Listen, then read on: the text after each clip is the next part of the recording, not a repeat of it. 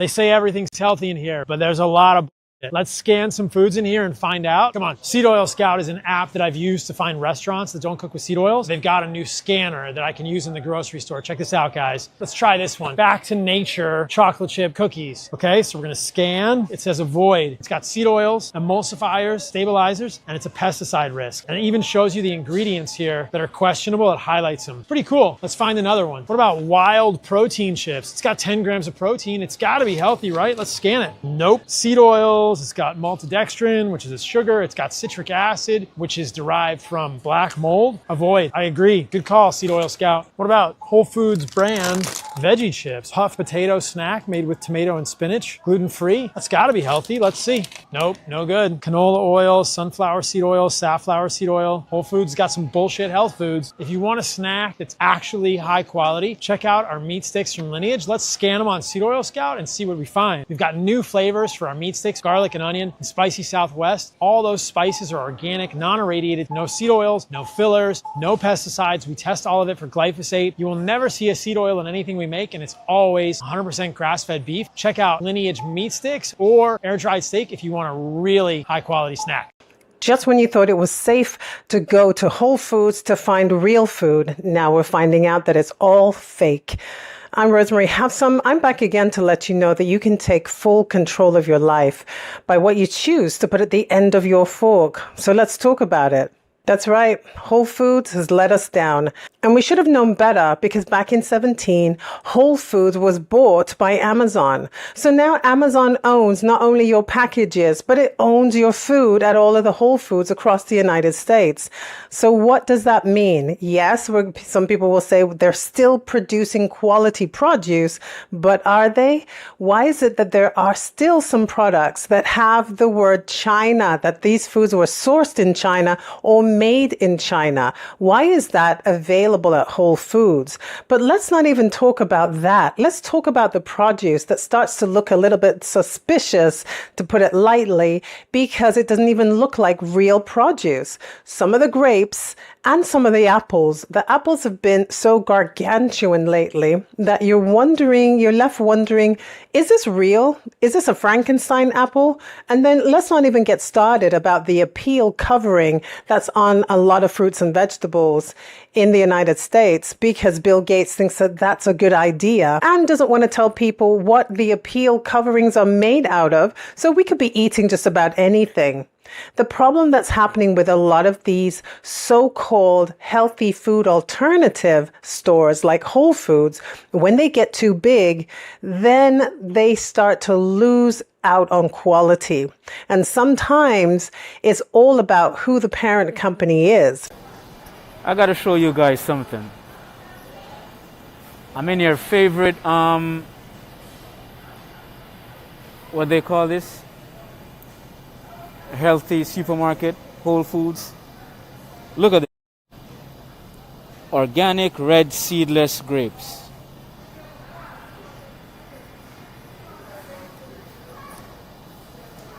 You guys can read, right? This says organic. And people buy it. And then they blame Donald Trump for not managing the coronavirus pandemic. Then they wonder why they're fat. They wonder why they're sick. They wonder why their immune system is weak. And then they look at us guys from the Caribbean and see we're skinny and all this type of, when actually in the Caribbean we eat fruits with seeds because that's what God made, or the creator, whatever you want to call him. That right there is not natural. It's organic seedless grapes. Organic seedless grapes. I'm out here, peace. And let's face it, Amazon started out as a bookstore. Do you remember that? Where it was started in the garage, in a garage. where people thought it was crazy. Jeff Bezos started Amazon in a garage, and it was supposed to be some library, some online digital library.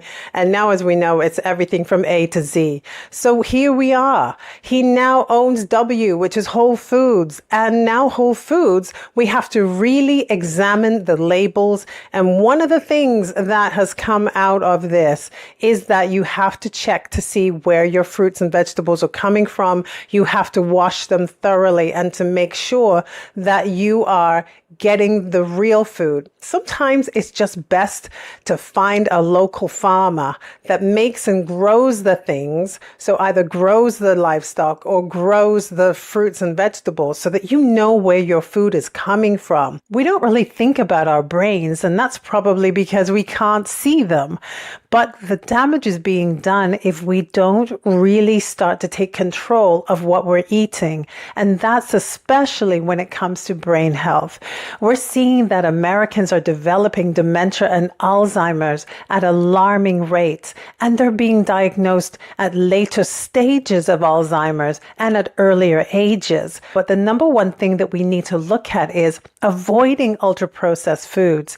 They have a damaging effect on the brain. Scan the QR code to find out what kinds of foods are best for you to eat and what are best to avoid to protect your brain health. And if you want to talk to me, I'm a certified holistic nutritionist. I'm here to help you reverse type 2 diabetes and help you to prevent preventable chronic illnesses and not just manage them. Scan the QR code for more. And that leads me to another issue that I have with so-called healthy foods. Did you know that one of the best foods for heart health is extra virgin olive oil? But of course, they couldn't leave that alone either, because big business and big food decided that why should we give people healthy oils? Let's just give them oils cut with all kinds of garbage oils because we don't want people to have heart health. And that's exactly what happens with extra virgin olive oil. It has one of the most amazing antioxidants. Polyphenols are so amazingly great for heart health. They help your heart more than any other thing that we can think of. Now, the problem that we're seeing with olive oil, even though the label will say extra virgin olive oil and it's cold pressed and it will give you a production date, the problem is in where it is sourced from.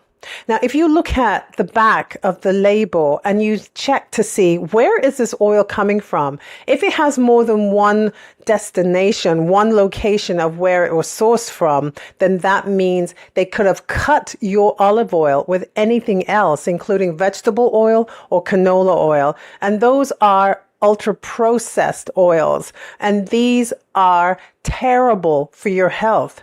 And one way to check that, there's two ways to check if your olive oil is real. One is the taste test. Taste it, drink a little bit, take a tablespoon, and see if you feel any kind of itchiness or irritation in the back of your throat. That sensation indicates that it actually is real.